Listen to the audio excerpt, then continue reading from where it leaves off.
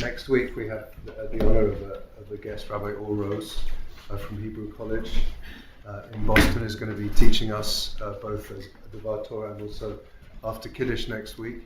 And this week we have one of his students, Rabbi Sarah Bracha, who's going to share some words of Torah about this Shabbat HaChodesh.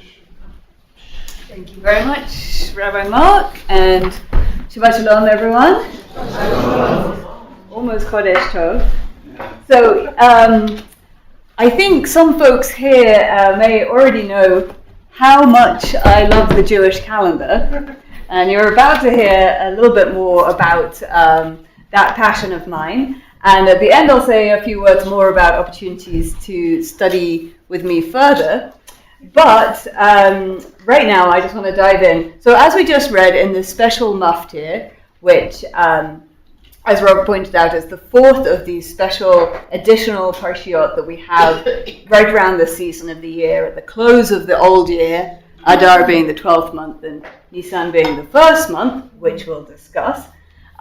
This special Shabbat is called Shabbat HaChodesh because, as we all just did, we read this additional passage from the beginning of the book of Exodus that instructs us about the original Passover, but it begins with this what is called the first mitzvah, namely HaChodesh Hazeh Lachem Rosh Chodeshim.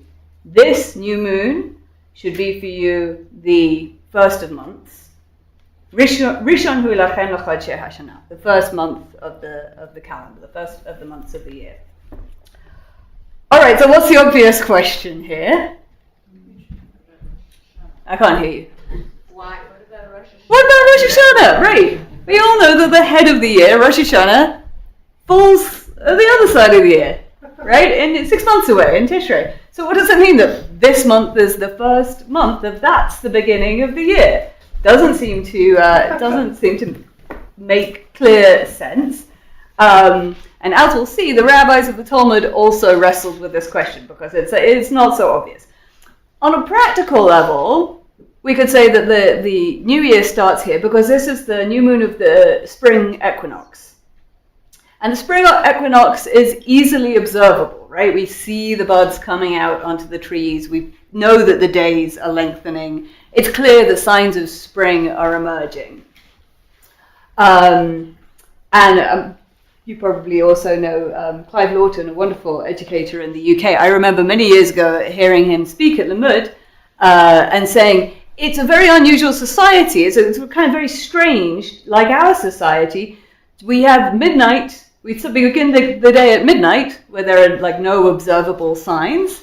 We begin the year in January, December, January, where the middle of winter, where there are no observable signs. This is a feature of only very highly mechanized societies.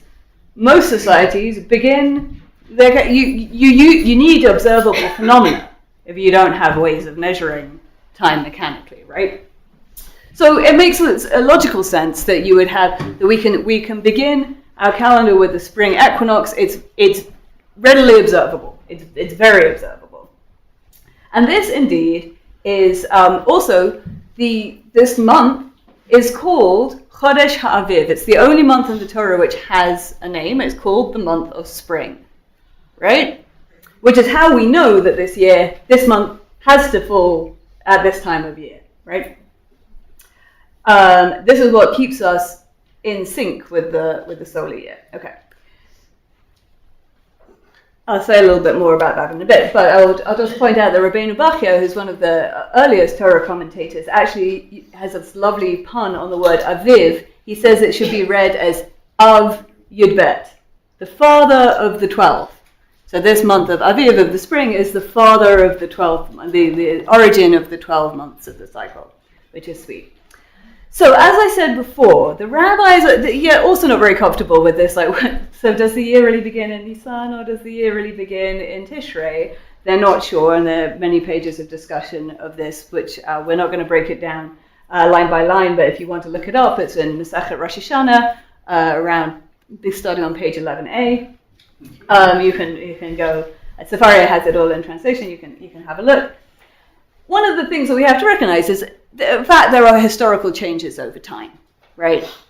there was a spring new year, and possibly the influence of other cultures amongst whom the Israelites lived. The Babylonians mostly had a spring new year. Like Egypt, their agricultural system was based on a floodplain, whereas the Canaanites had a fall new year because their agricultural system was dependent on rains, which begin in the fall, whereas the floods begin in the spring, right? So in part, it is a recognition of different historical realities, different cultural realities. However, basically, the rabbis in the Talmud, there's dispute, but they come down with basically the idea that Rosh Hashanah, yes, Tishrei is the birthday of creation, it's the birthday of the world, but what the month of Nisan celebrates is something else. So what is it that the month of Nisan celebrates? Pesach, right? It's liberation, the Exodus, and I heard someone say national or something. The national identity, right?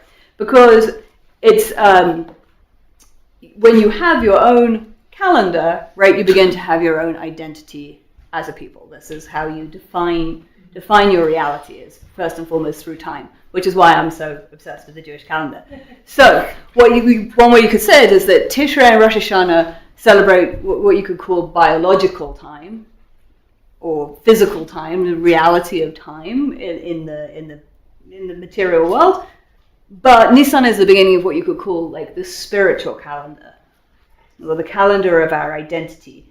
And you may know the wonderful book, the Book of Our Heritage by Eliyahu Kitov. It's like a mid-20th century book on the calendar, wonderful book. And there Eliyahu Kitov actually points out that the word for Shana, the word year, is related to the word Yashan, which means old. Whereas the word for month, Chodesh, itself, it means Chadash, it means new. Okay, so he says, in the autumn of Rosh Hashanah, what we're actually celebrating is the continuation of the old, paradoxically, but it's the continuation of what's established and cyclical, this biological time. Whereas in the spring, we're celebrating the beginning of something radically disruptive. As someone said, liberation, right? Liberation. So, as we read today in Exodus 12, when the children of Israel are originally instructed about this month being the start of their calendar, they're still where? They're still in Egypt. Right, Pesach, the original Passover, hasn't happened yet. But this reclamation of an independent approach to time and to their own communal connection with the seasons is like a crucial step in the birth of their peoplehood. There's a famous midrash, beautiful midrash, in the Al-Kuchimoni, which says, what is this like? This is like a king, of course, it's always king, who had a sundial, what we could say for the purposes of our modern understanding, who had a timepiece, who had a watch. And when his child was young, he would decide how the day was ordered. He would read the sundial, he would read the clock. But when the child got old enough, the father taught the son how to tell the time himself, how to use the timepiece himself. This is, analogous to God used to keep time for us, but then as we become mature enough, as we become, young adults, as it were, we get this responsibility. It's an indicator of our maturation, that we're now taught how to tell the time ourselves and given the watch, given the timepiece, so that we can make our own calculations. We can be in charge of that process for ourselves. So as somebody else says, what is this month celebrating? Well, obviously it's celebrating Pesach. Another way to see this as being the first of months is this is the beginning of our calendrical cycle. Pesach is the first of the 3 pilgrimage holidays. The rabbis say this is, God's mercy on us that he said we should do pilgrimage in the more clement season, not in the winter. We don't have to make pilgrimage in the winter. We make pilgrimage in the spring through the autumn. It's also, these are agricultural holidays. So this is the beginning of the growing season. The pilgrimage holidays occur during the growing seasons. They're harvest holidays. So it makes sense, right? Again, like it's being with the spring equinox. This is the beginning of the period of the year that we're gathering together in these sacred festivities. And as I mentioned before, all of the festival calendars, which we have 5 in the Torah. We have 5 cycles of the holidays described in Torah. None of them is the same. They all have some things and not other things. They use different language, etc., but they all begin here with Passover. Although it's not called Passover, in most it's called Moed Chodesh Aviv, the celebration or the convocation, the witnessing that happens in this month of the spring. Interestingly, it's in 3 of the calendars, in the 2 calendars in Exodus, in Mishpatim, and in Kitisa, and also in Re'eh, in Deuteronomy, it's called Moed Chodesh Ha'aviv. And in the other 2, in Emor, at the end of Leviticus, and in Pinchas, and Numbers, it's called the first month. So this is, one of the ways that we know that, like, the Chodesh Ha'aviv, first month, same thing, right? Okay. So, how do we deal with this fact? We do still have this tension between, like, 7th month, first month. One thing that I found that I thought was pretty interesting, so obviously the Paschal sacrifice, which we still remember every year in our Passover Seder, even though we no longer take a lamb and roast it whole and eat it by household and with our neighbors. But in temple times, they did still do this, and so we have this sort of ongoing chain of tradition through the ages of this. The word Pesach itself relates to the lamb sacrifice. Rashi says that when this spit roast, which we read about today, is described as Rosho al Kirav al Kirbo, its head upon its feet, and in it, he says this is the fetal position. The lamb is being deliberately put in, like, roasted whole in something resembling a fetal position, and the rabbis drush, extensively on this idea of the Israelites being taken out of Egypt, like a creature being born from the innards of its mother, not necessarily a human, by the way, a creature being born from within another creature, a people being taken from within another people, already whole and formed. So, we have these birth images, all that we're saying this is not about, like, birth time, it's not about biological time, it's about spiritual time. It's not quite so clear. But the Exodus Rabbah tries to give us another idea about why we celebrate this as the first of months, even though it's not the beginning of creation. And this is the image that they give in Shemot Rabbah 15. They say there was a beloved son of a king who was captured and held to ransom. Whereas previously the biggest celebration of the kingdom had been his birthday, once he was liberated and returned home, the anniversary of his release became the most important holiday. So for us, perhaps hearing this midrash, we're thinking again of the hostages, the present in our hearts, and we're again turning our prayers and our desires towards their release and towards a permanent ceasefire and a pathway to lasting peace. And to return the midrash to its original context, I think what it's saying is that although we're encouraged also to celebrate the birthday, right, Rosh Hashanah, it's even more important to celebrate this anniversary, this recollection of liberation, of redemption, release from captivity, namely Passover. I'll just share another couple of ideas. Okay, so the rabbis also like to say that yes, while this is the head of the year, the Rosh of the Chodeshim, the birth or conception, they point out very interestingly, doesn't begin from the head.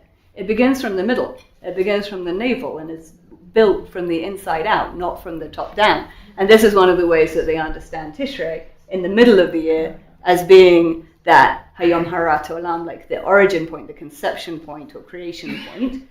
Interestingly, in astrology, and this month is the first of the months of the year in the astrological calendar, Aries is also mapped to the head, whereas Libra, which is Tishrei, is mapped to the kidneys and the lower back. So again, the middle, and we can think of this too, like the head is where we might locate big ideas, right, such as liberation or peoplehood and calendars and so forth. But our innards, our kishkas, our kidneys, are where we have the seat of a deeper knowing, perhaps. And also, this middle part is not important just for gestation and birth, but also maybe also for ideas of justice, which are the big ideas around which the high holiday cycle are formed. As you may know from the rabbis, the seat of wisdom, the seat of intuition, resides in the kidneys, in this middle part of the body. So just for a couple of minutes, I want to return to some of the sort of ideas about this high point of the calendar, this head of the calendar of Nisan. In the Kabbalah, there are different associations with each month. One of the sets of associations is which of the 12 tribes goes with each month. And there's also the idea that there's a different permutation of the divine name Yud He Vav He, that letters are scrambled into 12 different orders. Spoiler alert, or not spoiler alert, like hooray, good news. This is the month of the year that Yud He Vav He is in the correct order. It's in the order Yud He Vav He. So this is an indicator of like everything's in flow. Everything is in its natural, its most propitious arrangement for liberation, for spring to come, for things to move on. Which tribe, don't answer if you already know this, but if you don't already know this, which tribe do you think is associated with Nisan? I can't hear you. Not Levi. Levi doesn't actually get a month, interestingly enough. Yehuda, yeah, Judah. So Judah, right, he's the prince amongst tribes. The royal house is descended from Judah. He's the only one of Leah's sons that she has this kind of like miserable reasons for naming her other sons, and then Judah, she's like, I'm just going to praise God, right? The name Judah actually is the word Yud He Vav He with a daled in the middle. Did you ever notice that? Which you could say is like our way of bringing God into the daled is the four. So this, the four directions, the material realm, and of course his name contains the word hod or hodayah of gratitude and awareness. And as we know, we get our name from Judah. Judah became a very important political force. The southern kingdom, the kingdom of Israel was in the north, the kingdom of Judah was in the south, and after the Babylonian exile and return, what we now call the Jewish people began to be called such, the Judahites, and that's where we get our word Judaism and Jews, right? So we're connected with Judah. This is our kind of principal. This is our principal tribe. The commentators also point out that this whole month retains the holiness of Rosh Chodesh.